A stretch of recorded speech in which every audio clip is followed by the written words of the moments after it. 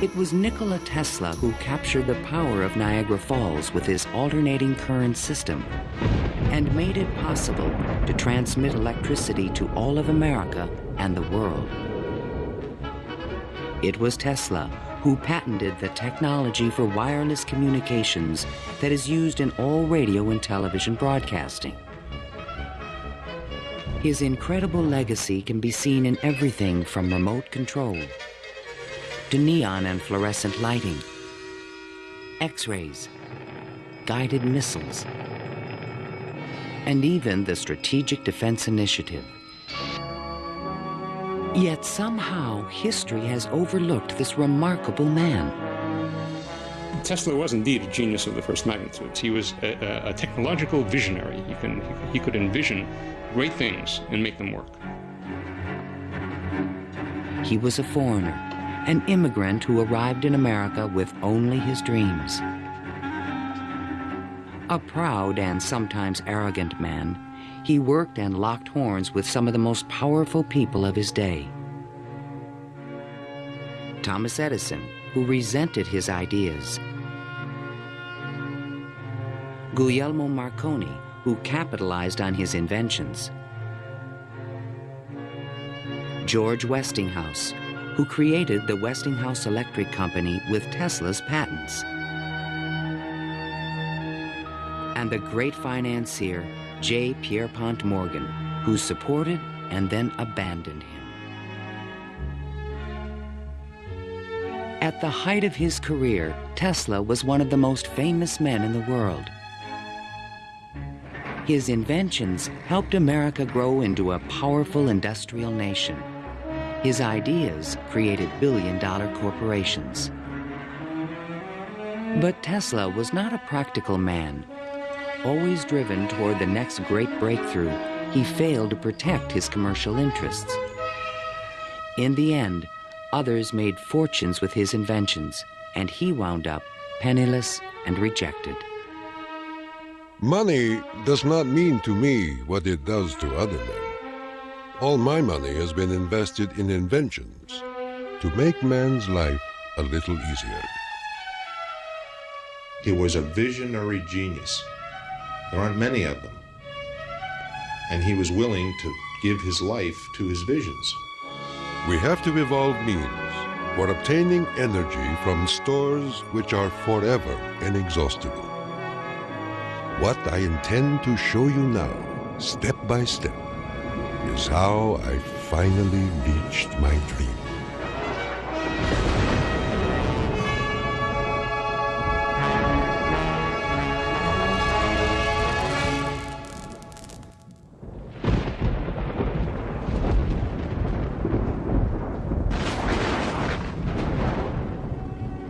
This is the house in which, by coincidence bizarre, I was born on the stroke of midnight between July 9 and 10, 1856.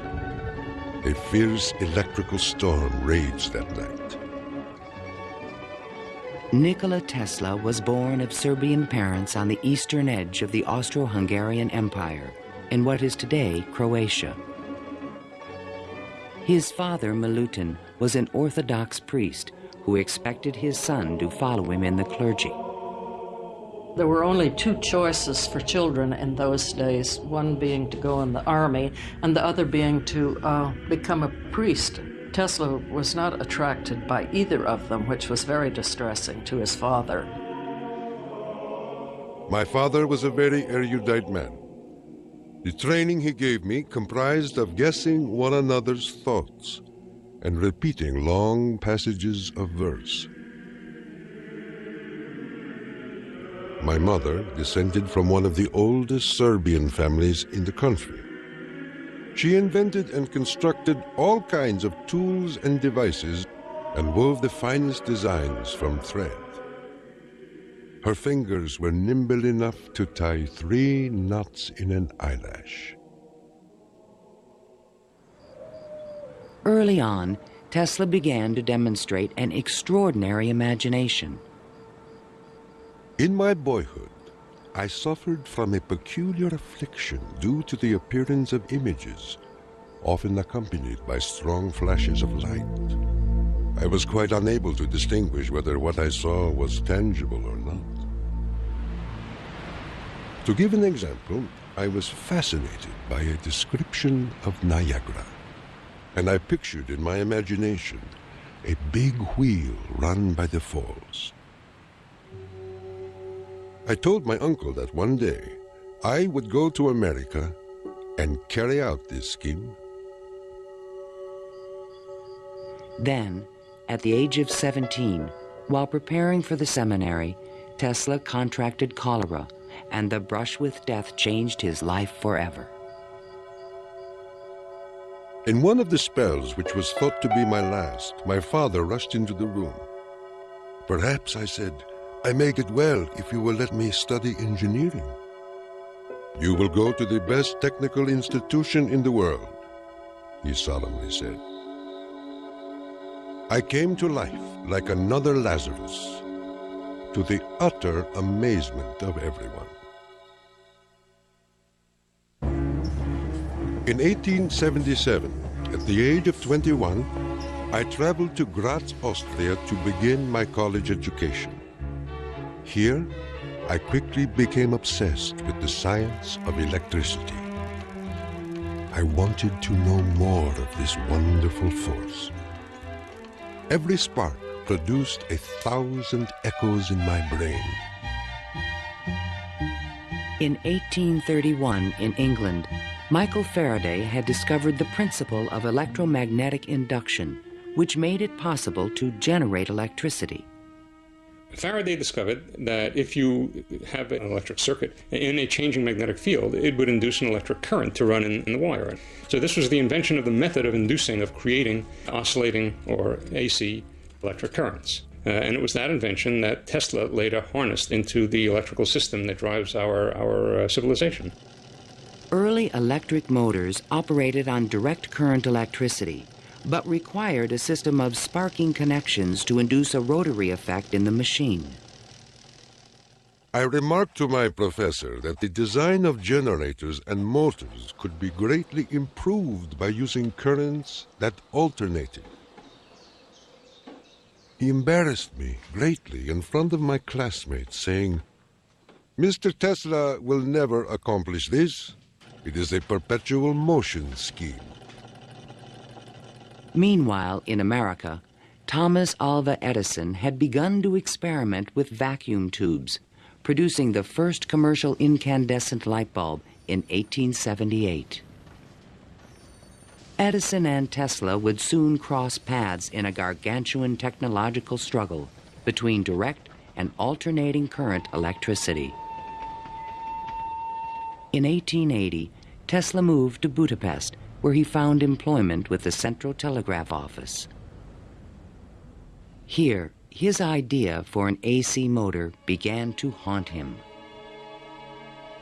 In my room, I could hear the ticking of a watch with 3 rooms between me and the timepiece. A carriage passing at a distance of a few miles fairly shook my whole body. The whistle of a distant locomotive vibrated so strongly in my ears that the pain was unbearable. To recover from these attacks, I took long walks in the city park. One afternoon, which is ever present in my recollection, the sun was just setting and reminded me of Goethe's glorious passage. The glow retreats. Done is the day of toil. Upon its track to follow soaring. As I uttered these inspiring words, the idea came to me like a lightning flash. I fell to my knees and drew a diagram in the ground. Tesla perceived a whirling field of energy. He suddenly knew he could recreate this rotating field by powering the coils of a motor in different steps or phases, like the pistons of an engine. The resulting forces of magnetic attraction and repulsion would literally twist the rotor in a circle, the electrical equivalent of the wheel. And all this was accomplished with alternating currents. It would soon turn the wheels of industry around the world. The strength of Tesla's mind was almost certainly in this sense of visualization, be able to see things move in front of him.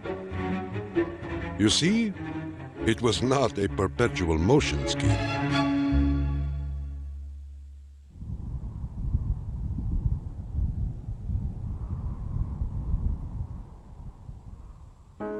It had been the height of my ambition and my most ardent wish to see America and come in contact with the great Thomas Edison.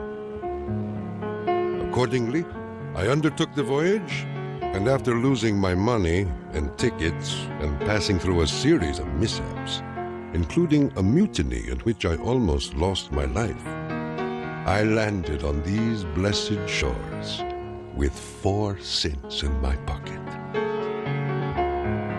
Tesla arrived in New York on June 6, 1884.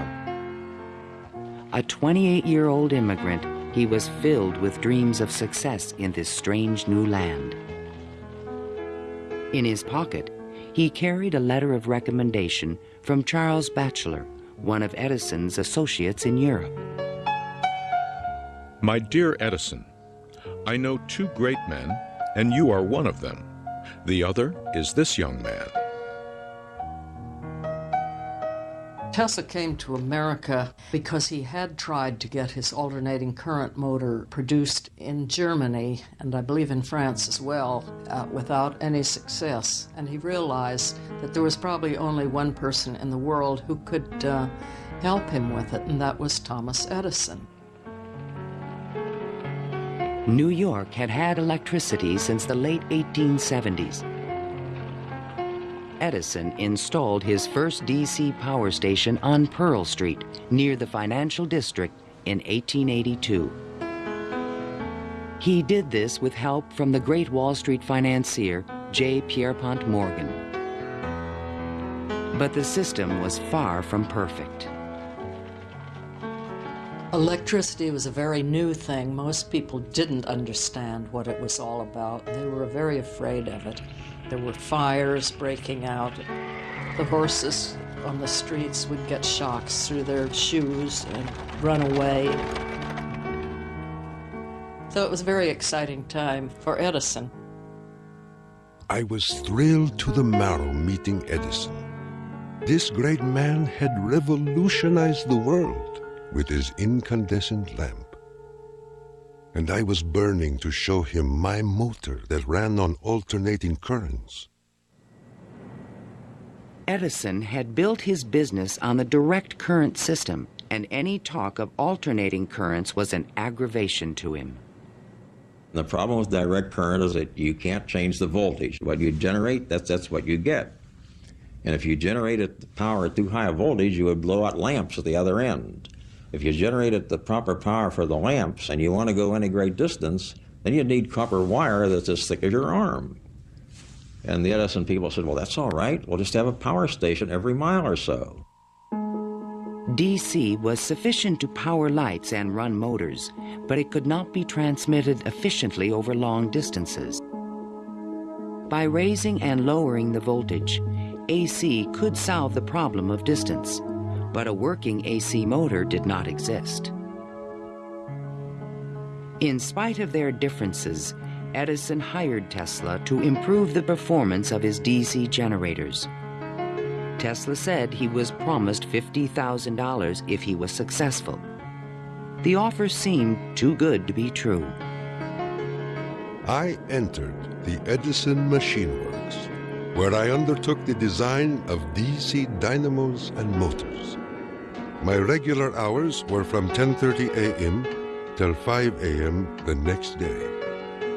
When I completed the task, I went to Edison for payment, and he laughed.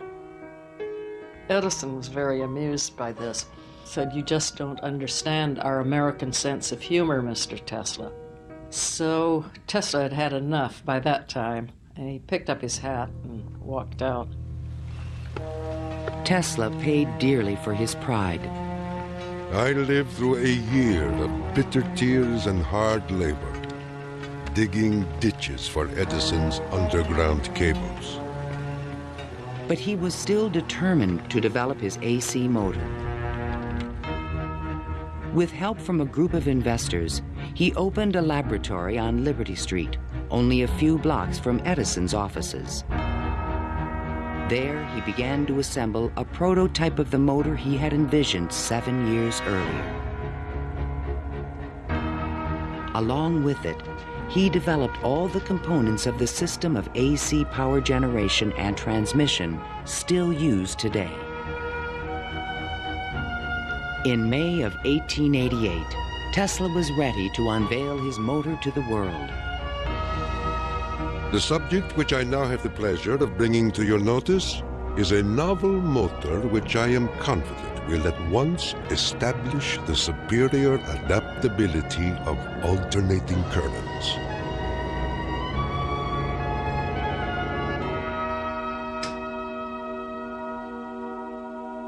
Over the next 5 years, 22 U.S. patents were awarded to Nikola Tesla for AC motors, generators, transformers, and transmission lines, the most valuable patents since the invention of the telephone. One of the few men who understood the great potential of Tesla's inventions was the Pittsburgh industrialist George Westinghouse.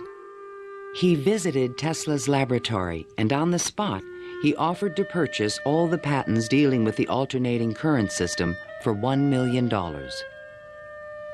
Westinghouse also proposed a royalty of $2.50 for each horsepower generated by a Tesla invention. The young Serb was on his way to fortune and fame, while other inventors looked on with fascination and with envy.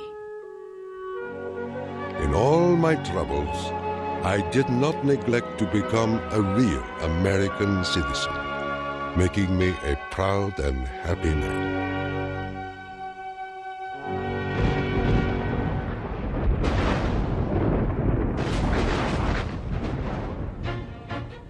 During the late 1880s, Edison began a negative media campaign to discredit the alternating current system of electricity being developed by Westinghouse and Tesla.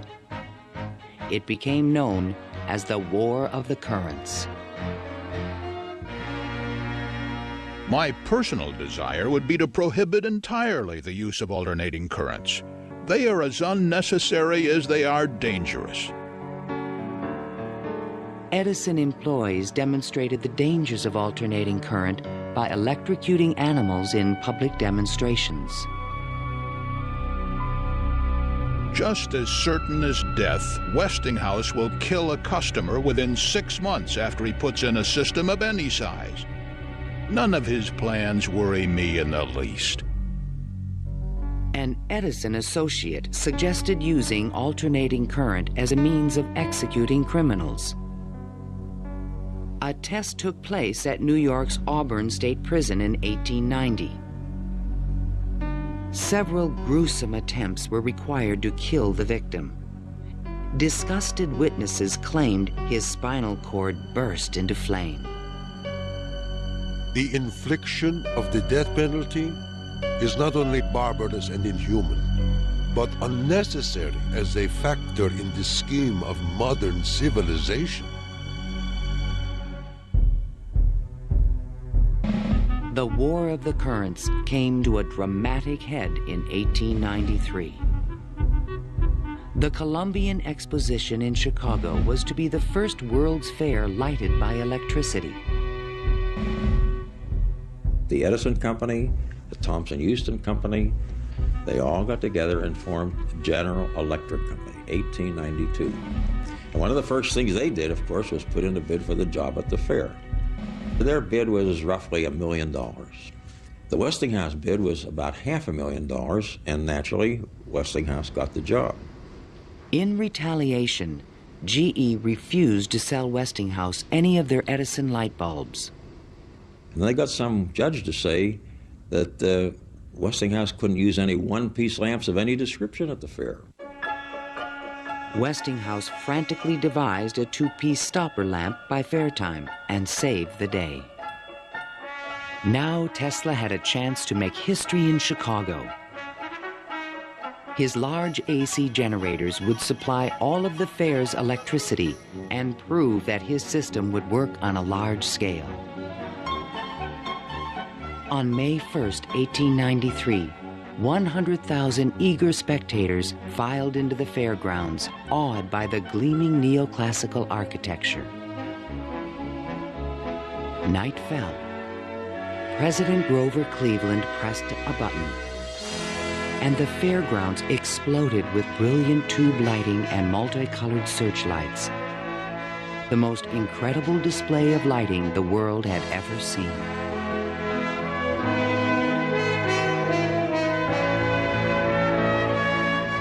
In the Great Hall of Electricity, the public could see that the Tesla Westinghouse system made it all possible.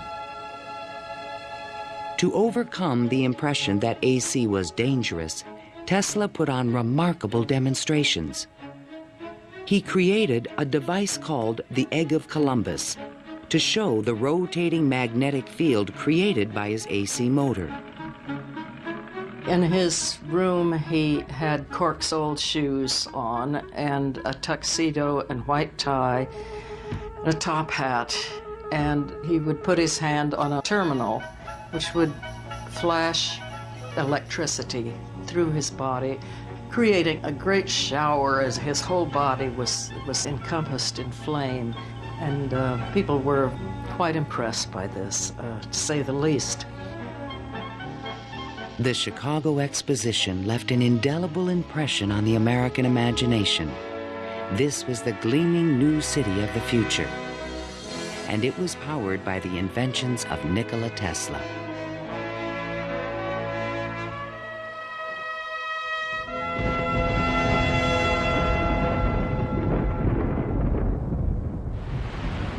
Since childhood, Tesla had dreamed of harnessing the power of the great natural wonder called Niagara Falls.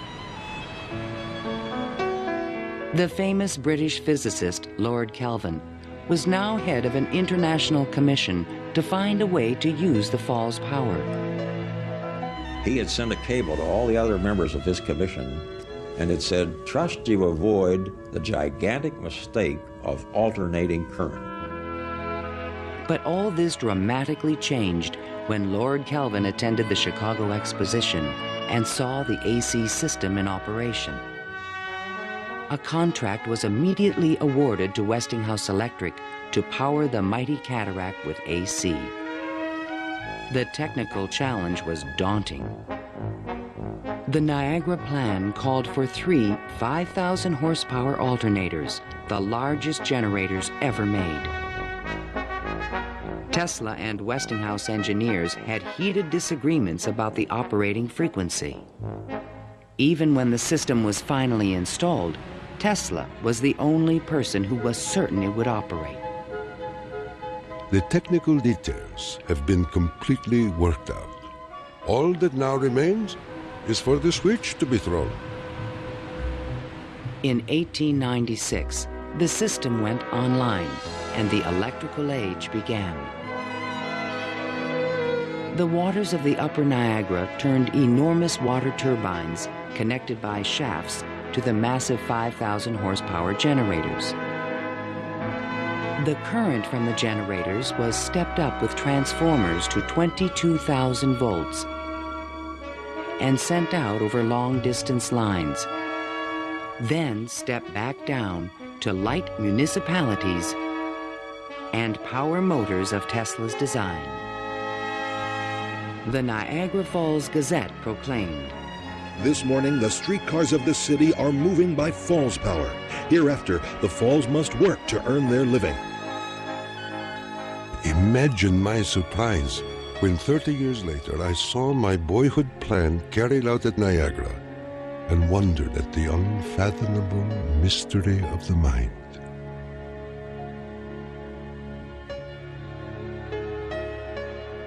Within a few years, the number of generators at Niagara was increased to 10.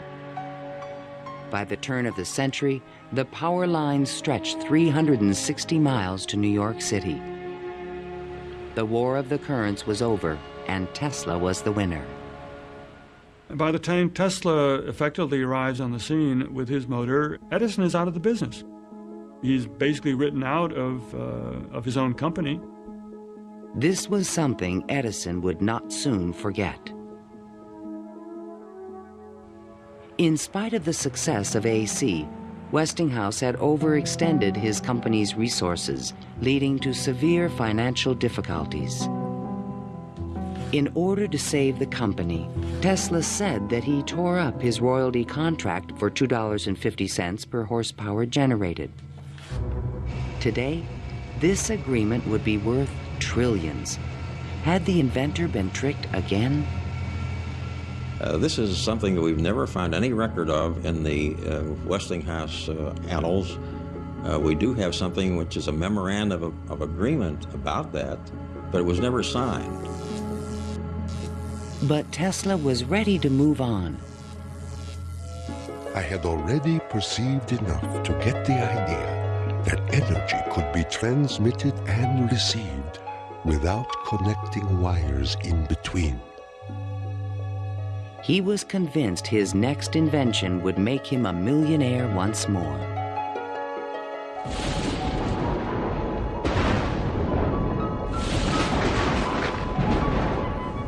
My services with Westinghouse being no longer essential, I resumed experimental work in a laboratory on Grand Street, where I began immediately the design of high-frequency machines. Following the success of Niagara, Tesla was at the height of social acclaim. Everyone wanted to know more of this mysterious foreigner who was transforming the world with his electrical inventions. So far as personal appearance goes, no one can look upon him without feeling his force. His cheekbones are high and prominent, the mark of the Slav. His eyes are blue, deeply set, and they burn like balls of fire. Franklin Chester, the citizen. Why was he so well known and so popular? It's because the technological advances that he made were so directly related to the relief of the drudgery that people had to endure in their work lives. They could see what he did helped them personally. Every evening, Tesla showed up at Delmonico's, the most expensive restaurant in town, to be shown to his special table. He is fanatical about his dress, usually sporting a fine waistcoat, white leather gloves, and a derby hat on his head. He is meticulous about his health and drinks a glass of whiskey a day, saying it will increase his life expectancy to 150 years of age. Tesla hobnobbed with the leading politicians, millionaires, and celebrities of the era. This was the best way for independent inventors to find support for their projects. His friends were the New York elite, John Jacob Astor, William K. Vanderbilt, and the writer Mark Twain. I have just seen the drawings and description of an electrical machine lately patented by Mr. Tesla, which will revolutionize the whole electric business of the world. One of Tesla's closest friends was Robert Underwood Johnson, editor of the prestigious Century magazine. Johnson's wife was deeply in love with Tesla. My dear Nicky, do leave aside the millionaires and Fifth Avenue for some simple pleasures. From one distinguished only by a great weakness, Katherine Johnson. In fact, the world-famous inventor was also New York's most intriguing bachelor. The fact that he never married, I think, had almost nothing to do with his interest in women. It appeared that he was always very interested and was attractive to women. Many women sought his attention. The beautiful and wealthy socialite Flora Dodge, and even the famous French actress Sarah Bernhardt. But in spite of his charisma, Tesla was only interested in his inventions. He had so many phobias that he couldn't have had close relationships with women.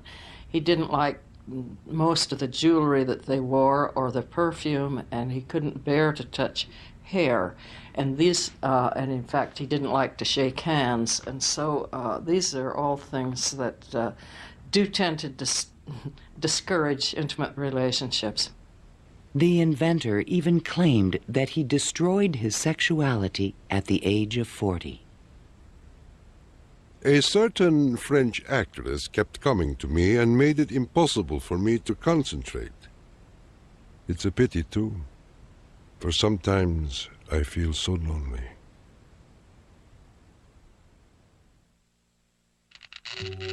Throughout the 1890s, alongside his work on AC power technology, Tesla was also experimenting with high-frequency electricity.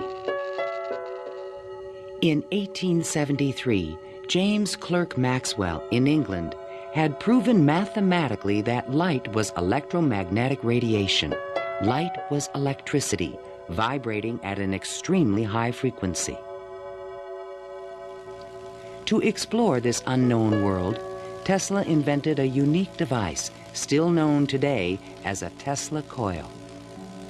The Tesla coil is an instrument that can step up voltages to high voltages at high frequencies.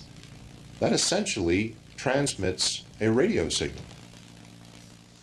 Tesla invited friends and potential investors to late-night demonstrations in his laboratory. In experiments, he would permit his guests to pass thousands of volts of electricity through their bodies to light a lamp or melt a wire in their hands. Mark Twain was always a willing subject. Thunder is good. Thunder is impressive. But it is lightning that does the work. Even today, it would be a little bit scary to go into Tesla's laboratory. And in those days, when people didn't know anything about electricity, it must have been terrifying. With high frequencies, Tesla developed some of the first neon and fluorescent illumination. He also took the first X-ray photographs.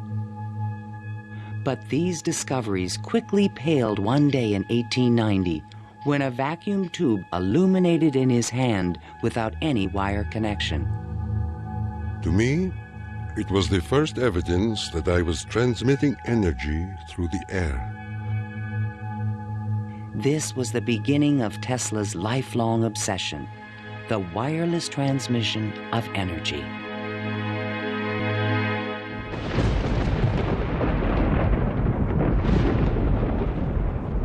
In 1892, Tesla was invited to Europe to present the results of his high-frequency experiments. In London and Paris, he amazed scientists and engineers with lighting and electrical effects that looked more like magic than science. He also announced a remarkable new possibility. I would say a few words on a thought which fills my mind and concerns the welfare of all. I mean the transmission of intelligence and even power without the use of wires. I am becoming more convinced daily of the practicality of this scheme. The race for radio was about to begin. In 1888, the German physicist Heinrich Hertz had demonstrated that currents of high frequency emit electromagnetic waves, or radio waves, into space. But creating a practical means of wireless communication would require a quantum leap in imagination. Hertz created the first radio transmitter and the first receiver. He had showed that you could create an electrical signal in one place and detect it in another place with nothing in between. While in England, Tesla befriended Sir William Crookes, the discoverer of radiant matter. Crookes was a mystic and believed that human beings could communicate telepathically when they were attuned to high-frequency brainwaves. Tesla was skeptical, but one night in his bed he had a powerful and disturbing vision. I saw a cloud carrying angelic figures, one of whom gradually assumed the features of my mother. In that instant, a certitude, which no words can express, came upon me that my mother had died. And that was true. Tesla was convinced that he and his mother were tuned to the same frequency. His otherworldly experience would soon lead him to another revolutionary invention.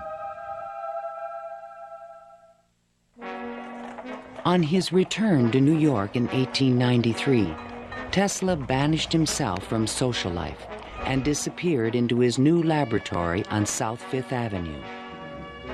Following his uncanny intuition, he soon discovered that Tesla coils would transmit and receive powerful radio signals when they were tuned to resonate at the same frequency. Tuning is the key to all radio and television transmission. In my laboratory, I could take in my hands a coil tuned to my body and collect 3/4 horsepower anywhere in the room without any tangible connection. Sometimes I would produce flames shooting out from my head and run a motor in my hands, or light 6 or 8 lamps. By early 1895, Tesla was ready to transmit a signal 50 miles to West Point, New York. He could now produce 1 million volts with his new conical coil. But that year, on the Ides of March, disaster struck. Fire broke out in the building which housed Tesla's laboratory. Everything was lost. Utterly disheartened and broken in spirit, Nikola Tesla, one of the world's greatest electricians, returned to his room in the Gerlach yesterday morning and took to his bed. He has not arisen since. I was devastated. What could I say? The work of a lifetime lost in a fire that lasted only an hour or so. The timing could not have been worse. In England, a young Italian experimenter named Guglielmo Marconi had been hard at work and created a device for wireless telegraphy.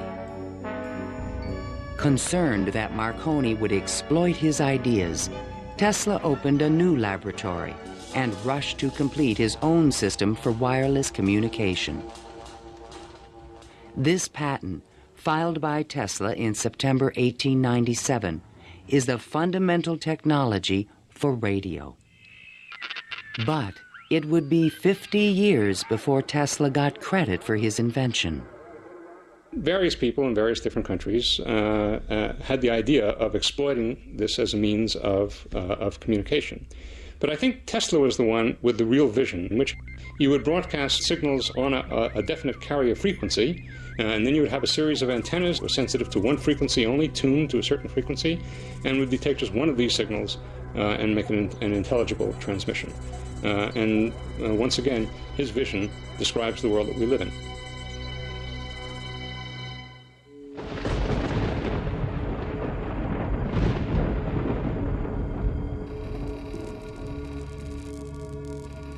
I was so blue and discouraged in those days that I do not believe I could have borne up but for the regular treatments of electricity which I applied to myself. It puts into a tired body what it needs most, life force. Following the destruction of his laboratory, Tesla developed a deeper interest in Eastern thought and spiritualism.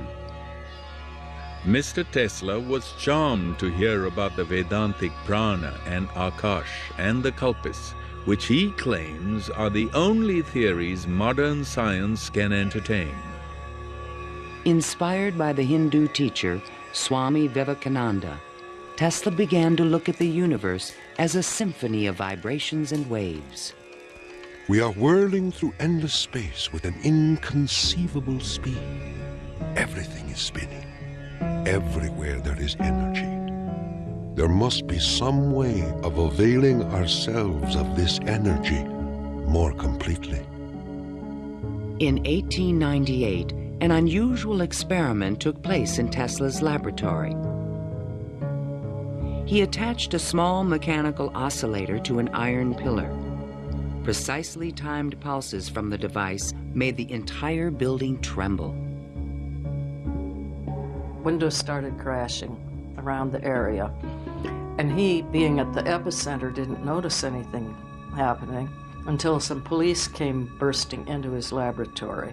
It was just at the moment where he'd picked up a sledgehammer and broken the oscillator. He just said to the policemen that how too bad that they had just missed an interesting experiment.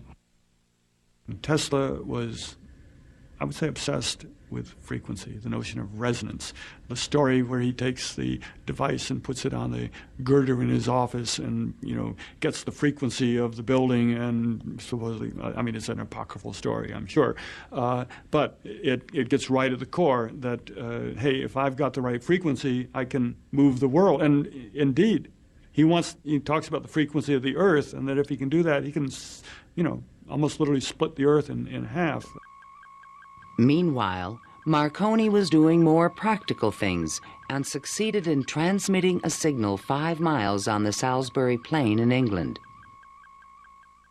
Not to be outdone, Tesla decided to introduce an entirely new invention. In a specially constructed pool, potential backers were amazed to see the inventor controlling the motions of a small mechanical boat with no wires attached to it. This was the world's first radio-controlled device. The machine even seemed to think. Someone threw out the question, what is the cube root of 64? And 4 flashes came back. The audience was so surprised, Tesla had to remove the lid to prove no one was inside. Tesla developed his radio-controlled boat in 1898 and patented it and thought it was an armament for war. He rationalized this as a means of ending war. The military who looked at it thought it was too complicated and vulnerable. Soon after the demonstration, Mark Twain wrote from Austria. Dear Mr. Tesla, have you the Austrian and English patents on that destructive terror which you have been inventing, and thus make war henceforth impossible? If so, won't you set a price on them and commission me to sell them? Sincerely yours, Mark Twain. But I have no desire to be remembered as the inventor of a purely destructive device. I prefer to be remembered as the inventor who abolished war. That will be my highest pride.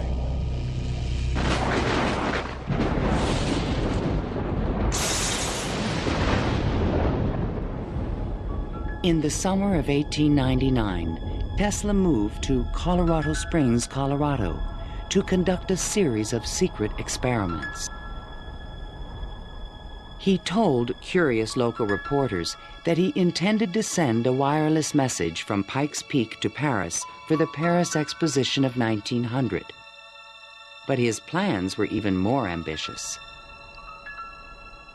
I came to the conclusion that it would be ultimately possible, with very little elevation, to transmit electrical power through the upper atmosphere. Just outside the city, he constructed an experimental station with sliding roof panels. A quote in Italian from Dante's Inferno hung by the entrance of the strange wooden structure. It read, "Abandon hope, all ye who enter here." During the construction phase, Tesla studied lightning. Now, I can understand Tesla's fascination with it, because what happens in lightning is that electricity is being transmitted from one place to another. Electric power, not just electric signals, but real electric power is being transmitted from one place to another. And the way it happens is that the air itself breaks down, it ionizes, it becomes what we call a plasma, and therefore, for a moment, it's a conductor, and it's actually conducting electricity just the way an electric wire conducts electricity. Inside the station, he began to assemble the largest Tesla coil ever built, which he called the magnifying transmitter. An antenna rose 145 feet above the building, crowned with a copper foil sphere. The entire station was, in effect, a machine to create lightning. Late one evening, Tesla put his transmitter to the test. He signaled to an assistant to close the switch. Huge streamers of electricity shot out of the coil and darted through the room. The sound of the exploding discharges was deafening.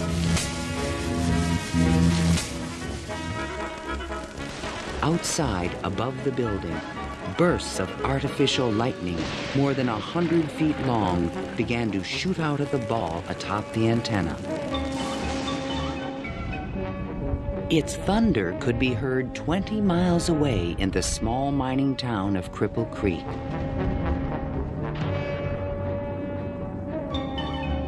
Suddenly, the lightning stopped, and the entire city of Colorado Springs was plunged into darkness. The experiment had set fire to and destroyed the local power company's generator. Residents were furious and began to fear this mysterious stranger. Undaunted, Tesla continued his wireless power experiments for 6 more months. Late one night, an unusual event took place. Tesla noticed a repeating signal being received by his apparatus. To his own amazement, he believed it was an extraterrestrial communication. In a letter to the American Red Cross, he wrote, "Brothers, we have a message from another world. It reads, 1, 2, 3. The press had a field day. If the mystical 1, 2, 3 was impulsed from Mars, as Tesla says, they certainly showed most excellent taste in choosing Colorado Springs. It is a rule in inventional science. When you're going to tell one, tell a good one. And men have become great in this way. Colorado Springs Gazette. Though widely ridiculed for his claim, Tesla may have been the first to detect radio waves from space. I believe that Tesla could have gotten these signals from space. We are getting them today, and these are the radio telescopes. That's what radio telescopes do today, receive signals from space. They're not from alien civilizations, but they are from the sun and from the stars. On January 7th, 1900, Tesla boarded a train back to New York City. Perhaps he had mastered the power of lightning, or at least that's what he believed. The law which I discovered in Colorado is wonderful, and it means that results undreamed of before will be possible as soon as a large plant is constructed in accordance with my plan. See the excitement coming.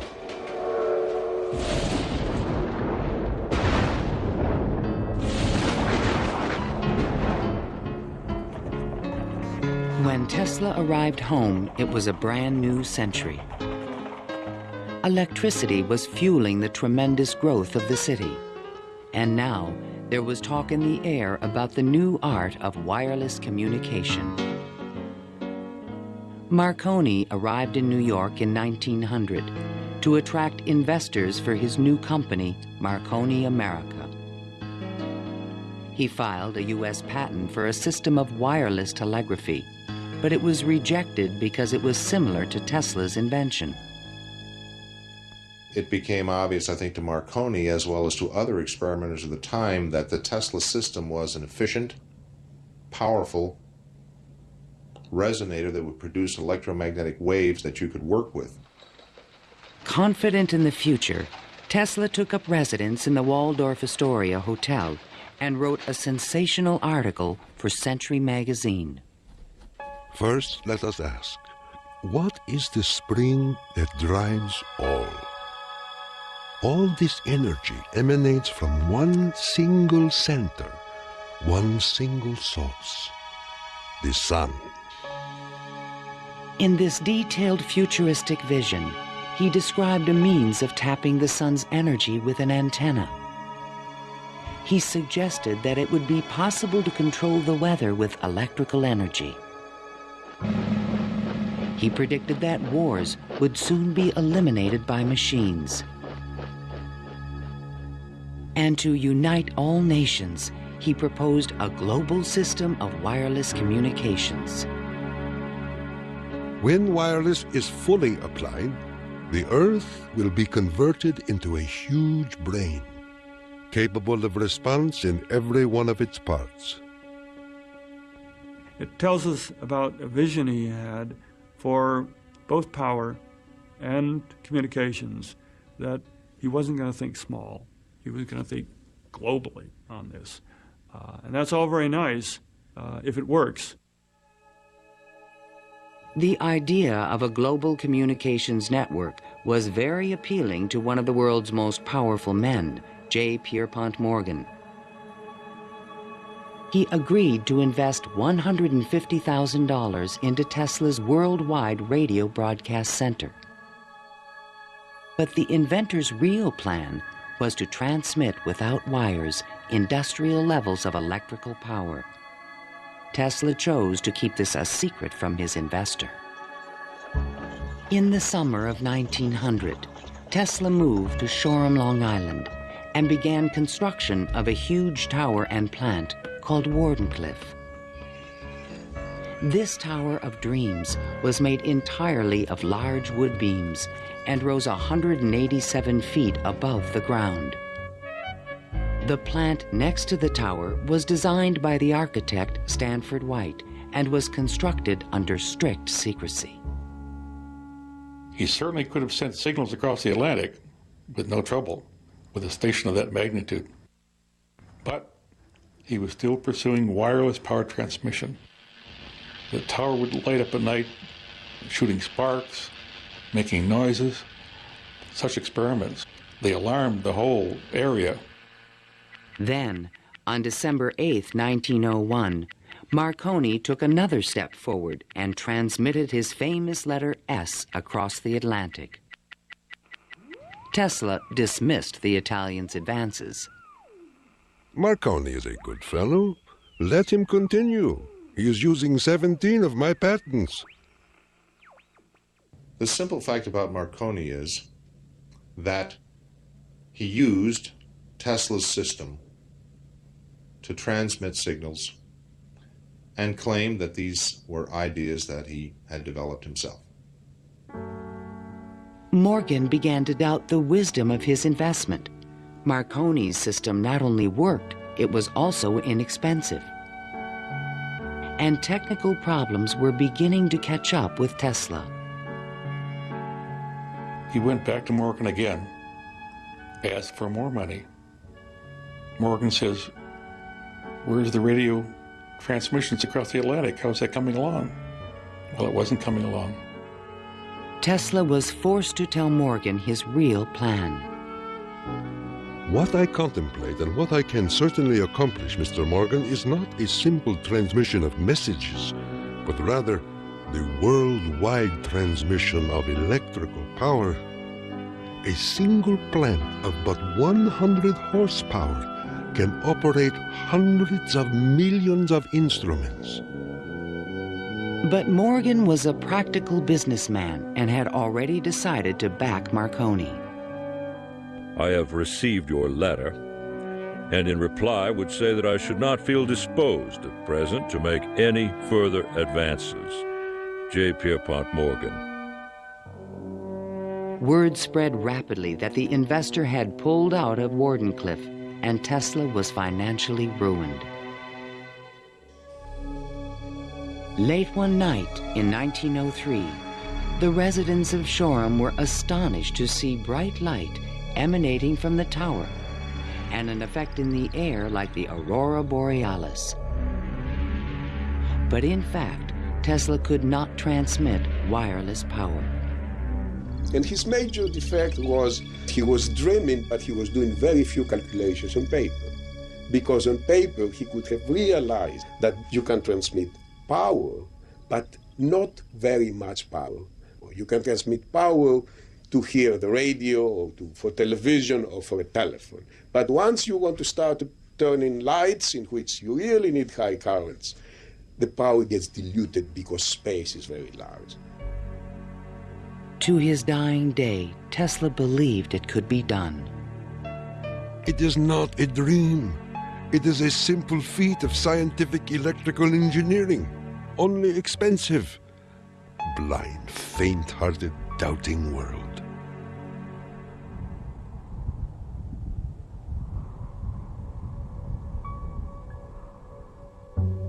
Wardenclyffe marked a turning point in Tesla's career. Like a modern Prometheus, he had reached too high and failed. In 1904, the U.S. Patent Office suddenly reversed its previous decisions and gave Marconi a patent for radio. 1 year later, Tesla's fundamental AC patents expired. Now the inventions that powered the world could be used by anyone free of charge. The public didn't realize that he had made this invention that had made billionaires out of corporations, and that he himself was broke. With no money to carry on his work, Tesla began to sink into an isolated world. He was totally disinterested in business. I think it not necessarily bored him, but he didn't make the relationship between the importance of business and the importance of his invention and discovery. Occasionally, he was seen in public parks feeding the pigeons. These are my sincere friends. Tesla's melancholy turned to anger in 1909 when Marconi was awarded a Nobel Prize. Mr. Marconi is a donkey. The question of Tesla and radio is certainly a very interesting one. It's clear that Tesla, in terms of certain basic notions of radio, was very early, if not first, in expressing them and even of getting of taking them to the patent stage. In desperate need of money, Tesla brought suit against the Marconi company, claiming that his patent rights had been infringed. But he lacked the resources to wage a legal battle with a large corporation, and ultimately gave up. Marconi had received the Nobel Prize for work that Tesla correctly believed to be his own.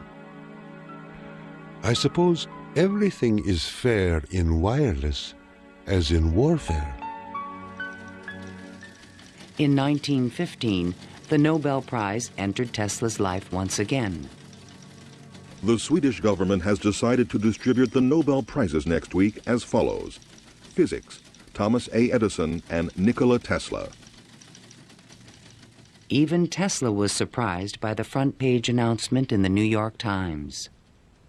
I have concluded the honor conferred upon me concerns the transmission of electrical energy without wires.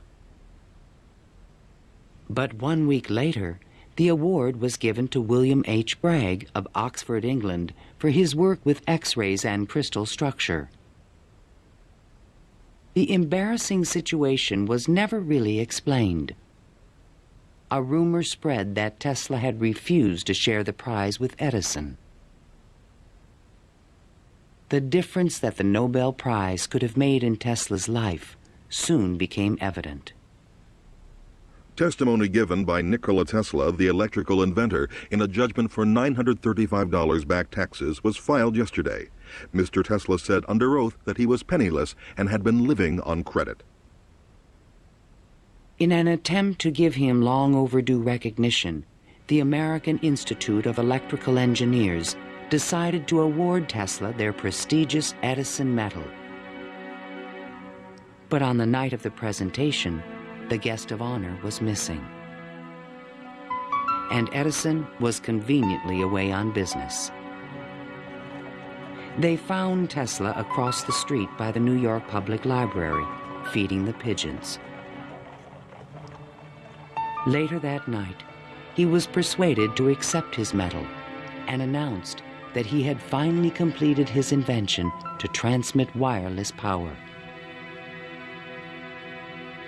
The energy goes to a distant place, and you will see something like the aurora borealis. To conclude, we are coming to great results. The audience thought Tesla was losing touch with reality.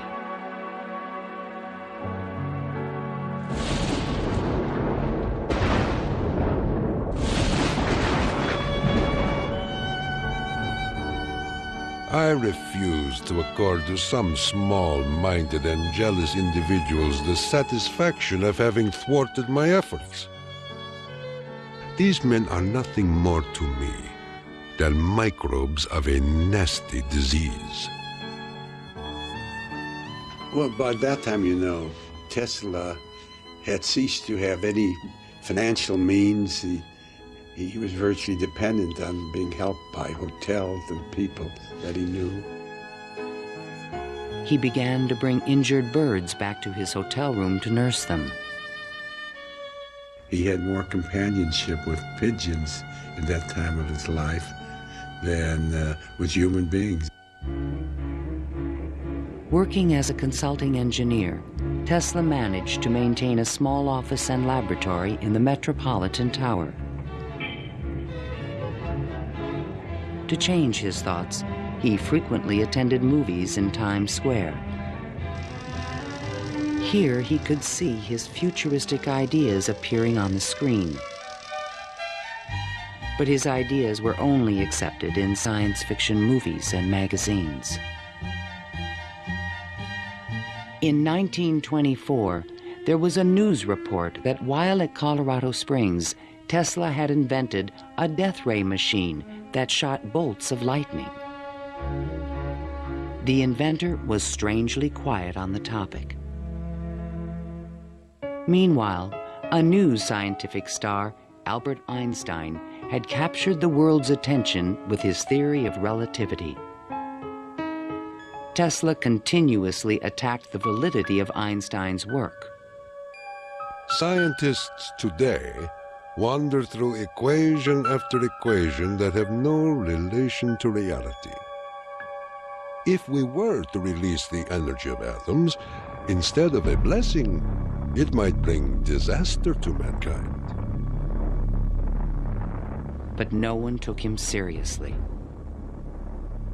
I think that every generation of scientists feels that the new ideas that come along that replace their own ideas represent a loss rather than a gain. Tesla believed that Einstein was taking us intellectually in the wrong direction. Rejected by traditional science, Tesla's interests again turned to the esoteric. His intellect seemed to embrace a lot of different areas quite easily. What he lacked were the social skills. And that's an enormous shame because it interfered with his ability to use that genius, to be practical. Though nearly a recluse, he would occasionally attend dinner parties at the home of the German poet and mystic George Sylvester Viereck. And he always intrigued the guests. While we were in the midst of talking, an apparition seemed to come into the room. He walked so softly, and he struck us as almost an unearthly creature. And he talked of all sorts of, seemed to me at that time, unreal things, more in the nature of the psychic rather than the scientific. Tesla wrote a strange poem called Fragments of Olympian Gossip and dedicated it to Viereck. While listening on my cosmic phone, I caught words from Olympus blown, The latest tells of a cosmic gun. To be pelted is very poor fun. The meaning of the poem would soon be explained.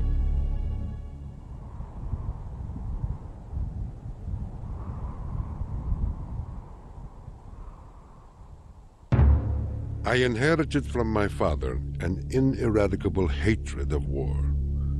But war can be stopped, not by making the strong weak, but by making every nation, weak or strong, able to defend itself. Thomas Edison, America's best-known inventor, died in 1931. That same year, Tesla came back to life. His friends threw him a 75th birthday celebration. Time magazine put his picture on the cover. Letters of admiration poured in from scientists around the world, including a generous Albert Einstein. I congratulate you for your great success on your lifetime task. Basking in the attention, Tesla announced at a press conference that he had discovered a completely new source of power. The idea, when it first burst upon me, was a tremendous shock. And let me say that it has nothing to do with releasing so-called atomic energy. I think that a lot of the proposals that he made in his later life were so esoteric as to be impractical in that time and even in the current time.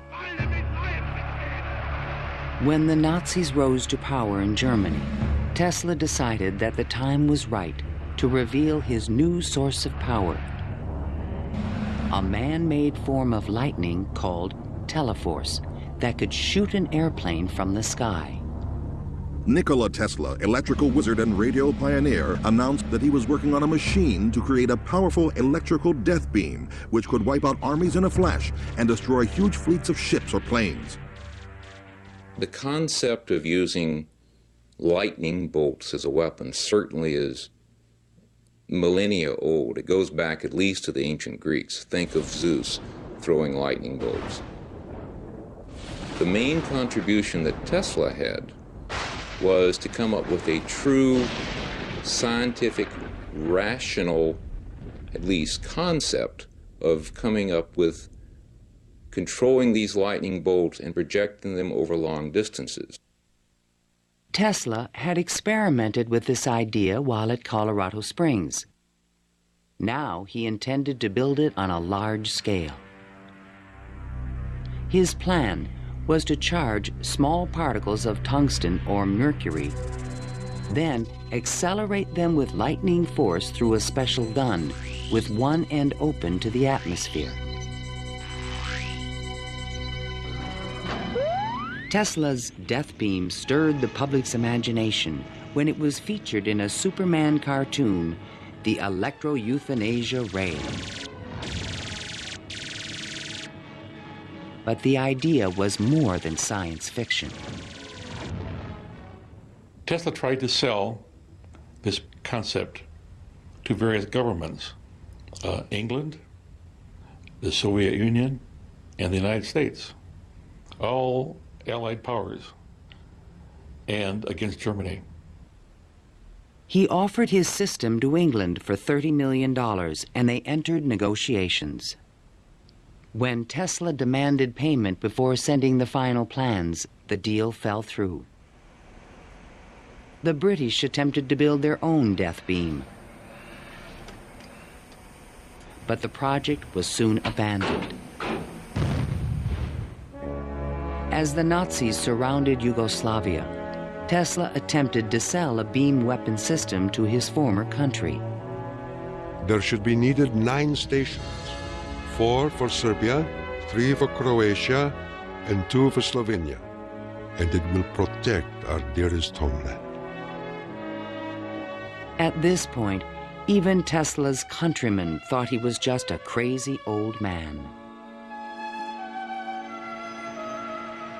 One day in 1937, Tesla started out from his hotel room to feed his pigeons. Suddenly, a few blocks from the hotel, he was hit by a taxi and thrown to the ground. 3 of his ribs were broken. He was 81 years old. Remembering what he did for their company, Westinghouse executives agreed to pay his room and board for the rest of his life.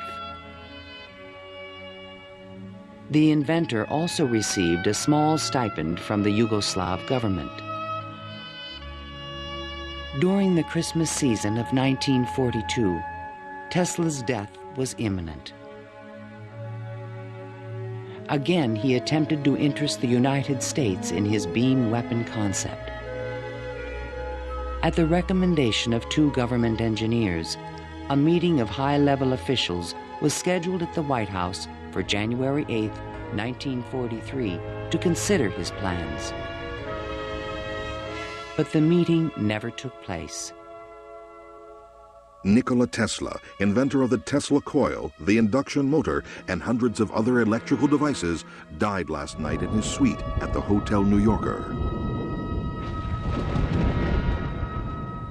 On last Thursday night, here in our city of New York, a man who was 87 years of age died in his humble hotel room.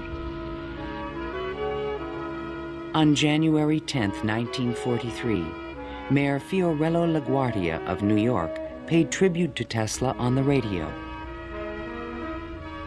He died in poverty, but he was one of the most useful and successful men who ever lived.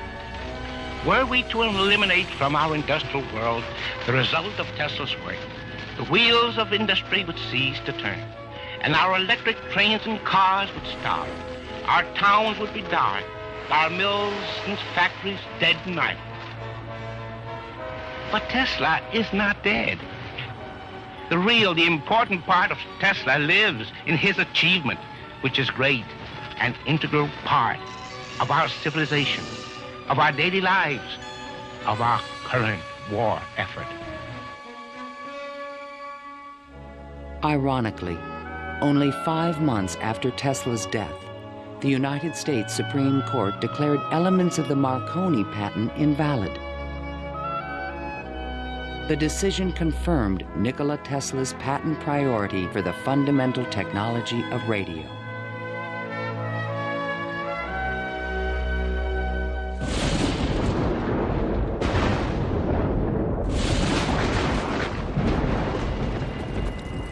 Unknown subjects, equipment, experiments, and research of Nikola Tesla, deceased, espionage. Following Tesla's death, fears rapidly increased that he might have invented a powerful new weapon. FBI Special Agent in Charge, P.E. Foxworth, was called in to investigate. He had been informed that Tesla's papers were not secure. Tesla is reported to have completed and perfected his experiments in the radio transmission of electrical power, commonly referred to as the death ray. A distant relative of Tesla, named Sava Kosanovich, is taking steps to get possession of these important documents and plans. Tesla's nephew, Kosanovich, was an up-and-coming Yugoslav diplomat with suspected connections with the communists. He insisted that his uncle's effects be returned to Yugoslavia. Kosanovich had asked the locksmith to come and open the safe, thinking there might be a testament, a will, in the safe. A will was never located. And there was a lot of talk then about secret weapons and negotiations with the USSR. There was all kind of talk, you know. Shortly before his death, Tesla showed a delivery boy a box in his room that he said contained a powerful weapon. A number of people called me and asked me, did I see in the hotel room a certain kind of a box, you know? They were looking for some secret contraption that Tesla had invented. I never saw anything like that. The U.S. Office of Alien Property immediately seized all of Tesla's possessions until their ownership could be established. There's every evidence that they did look through all his papers, because the papers were not in order and certain things were missing. All his technical papers on beam weapons were secretly microfilmed by U.S. military agents. On August 6, 1945, the first atomic bomb was exploded on Hiroshima, Japan. Soon after, the bomb would be in the Soviets' hands. During this period, copies of Tesla's papers on the beam weapon were shipped to Wright Field in Dayton, Ohio. There, a top-secret research program began called Project Nick to find a defense against nuclear missile attack. Copies of some of his papers were sent to Wright-Patterson in 1945, not to my facility, not even the predecessor of my facility, but to another part of the base for analysis. And then they vanished. Nobody seems to know what happened to them. In 1952, Sava Kasanovich obtained permission from U.S. authorities to return Tesla's estate, still stored in New York, to the inventor's homeland. I personally believe that the U.S. government may have overlooked some things of value in the Tesla papers before they were released to the Yugoslav government. A Tesla museum was opened in Belgrade by Yugoslavia's president, Marshal Tito. But during the Cold War, the museum was off limits to Western scientists and scholars. Then, in 1960, Soviet Premier Khrushchev announced that the USSR had developed a powerful new weapon. There was concern in the U.S. that the Russians may have access to Tesla's missing papers on beam weapons in Belgrade and elsewhere. It's possible that these papers on the particle beam weapon were obtained by the Soviet Union, but it wasn't the only copy. In other words, I think that the United States has always had Tesla's papers on particle beam weaponry. An American beam weapon program began at Lawrence Livermore Laboratories, but engineers could not produce an effective directed energy weapon. I've always been a sort of a fan of Nikola Tesla, an admirer, and definitely he had the concept of a charged particle beam weapon back in the 1930s. I haven't a clue, to be quite honest, how he meant to actually do it. In 1978, evidence suggested that the Soviets were attempting to build a huge beam weapon near Semipalatinsk in the Ukraine. Soon after, President Ronald Reagan announced the Strategic Defense Initiative in March 1983. I call upon the scientific community in our country, those who gave us nuclear weapons, to turn their great talents now to the cause of mankind and world peace, to give us the means of rendering these nuclear weapons impotent and obsolete. Tesla's concept for a beam weapon defense shield was finally taken seriously by the United States to combat the destructive threat of atomic weapons. In spite of circumstantial evidence, there is no direct proof that Tesla's ideas or plans were used in the Strategic Defense Initiative. And even today, after decades of investment and research, scientists still disagree on whether beam weapons are realistic. Basically, let me just make a short statement. That's all I'm really at liberty to say, is that a considerable amount of effort has taken place in the United States and in a number of other countries trying to get these things up to a real weaponizable status. Let me stop at that point. No U.S. government archive has any record of Tesla's technical papers, which were copied immediately after his death. And what has become of Tesla's great dream to transmit electrical power without wires? This is the Navy and Air Force High Frequency Active Auroral Research Program, or HAARP, in Gakona, Alaska. The large antenna array is designed to beam high-energy microwaves into the ionosphere. Tesla was a genius because way before anybody knew or even understood the physics of the Earth and what we call today the ionosphere, which is a layer of ionized particles about 80 kilometers above the Earth, he conceived it. And he tried to use it to produce a variety of new concepts. The HAARP project evolved from a patent filed in 1987, in which Tesla's work is referenced. It proposed using the ionosphere like an enormous electrical circuit to transmit power around the planet. It even described a means of changing the weather by superheating portions of the upper atmosphere with microwave energy. Tesla proposed that it might be possible to modify the weather by using radio waves. I believe that this is impossible.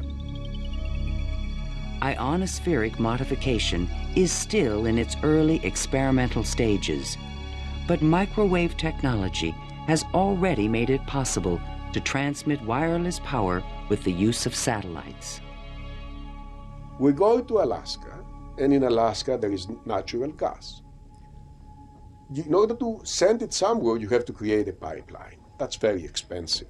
So we said, all right, let's go into Alaska, create microwaves from the natural gas, send them to a satellite at a particular geosynchronous orbit, put a reflector there, and send it to Japan. And in Japan now, you get the antenna, which transforms these microwaves into 60 hertz, and you get electricity. So you make essentially Tesla's dream. The scientific man does not aim at an immediate result. He does not expect that his advanced ideas will be readily taken up. His work is like that of the planter for the future. His duty is to lay the foundation for those who are to come and point the way. He was special. I mean, he was unique. He was unusual in all sorts of ways. And if we are to understand our own creativity, our own ability to invent, there's an awful lot to be learned by studying the way in which he created. The day when we shall know exactly what electricity is will chronicle an event probably greater, more important than any other recorded in the history of the human race. Then it will be a mere question of time when men will succeed in attaching their machinery to the very real work of nature. See the excitement coming.